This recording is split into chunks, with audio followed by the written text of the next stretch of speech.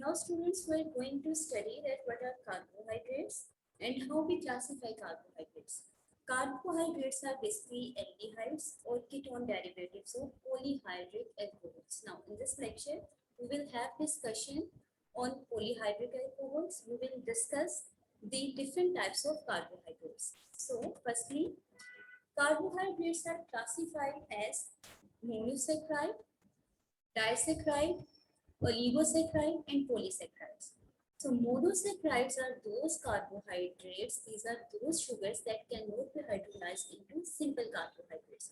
Word mono means single and saccharide means saccharide, that is sugar.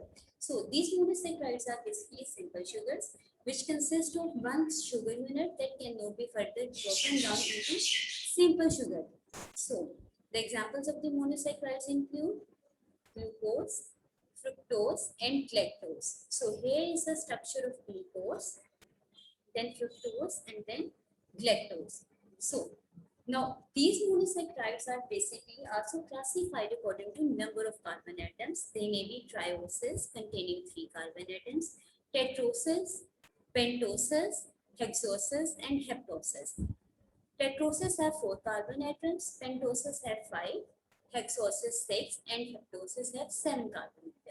So these monosaccharides are also aldoses or ketoses. Either they will have aldehyde group or they may have the ketone group. In addition to aldehyde and ketones, the polyhydric alcohols in which the aldehyde or the ketone has been reduced to an alcohol also occur in the food.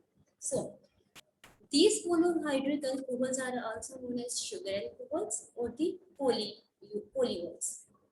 Now, what are these polyhydric alcohols? These are the natural sugar precursors which are actually derived from the sugars, which contain one hydroxyl group which is attached to the carbon atom. So, sugar alcohols also provide fewer calories than the sugar. So, these are synthesized by the reduction of monosaccharides for use in the manufacture of the foods, for weight reduction and for diabetes. So this was the significance of alcohols. This was a significance of polyhydric alcohols. Now what are disaccharides? Disaccharides are those carbohydrates which contains 2 monosaccharide units. Di means 2 and saccharide means sugar. So disaccharides are the condensation products of 2 monosaccharides. The examples include lactose, maltose, isomaltose, sucrose, and trehalose. So this is the figure that is representing that we have a single molecule that is monosaccharide. If we have 2 united monosaccharides, then we can get disaccharide.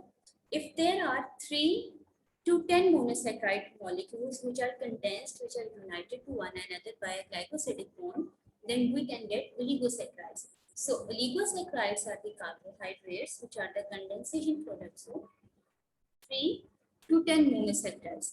Most are not digested by human enzymes. So oligosaccharides, word oligo means few, saccharide means sugar.